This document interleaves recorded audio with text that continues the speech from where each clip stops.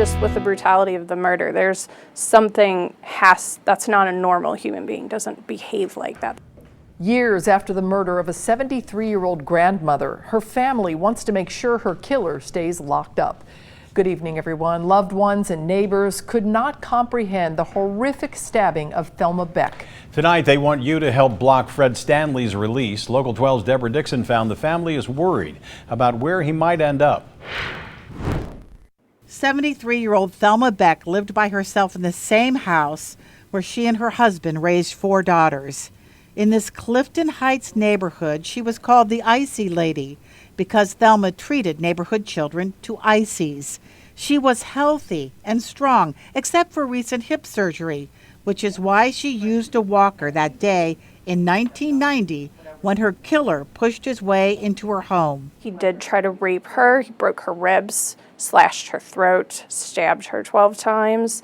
I mean, it's just horrible, horrible. That's hardwiring that you're not going to rehabilitate in someone. When Thelma's family came here to her Flora Street home after the murder to clean up, there was blood in every room. Thelma fought for her life. She even had her killer's skin under her fingernails. 2 years later, teen Fred Stanley was arrested after his fingerprints matched prints left on Thelma's walker. The comparison was made after Stanley's arrest for a robbery.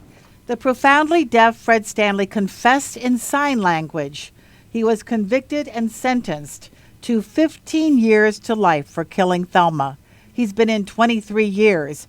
At his last parole hearing, the family was told he could get out. Anyone who at that age would commit this kind of crime, they should never be out of prison. Where would Fred Stanley go if released?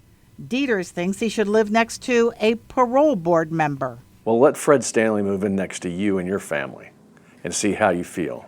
Because he's going to move in next to somebody if he gets out. Thelma's family will meet with a parole board member later this month. They want the board to know everything Thelma's missed.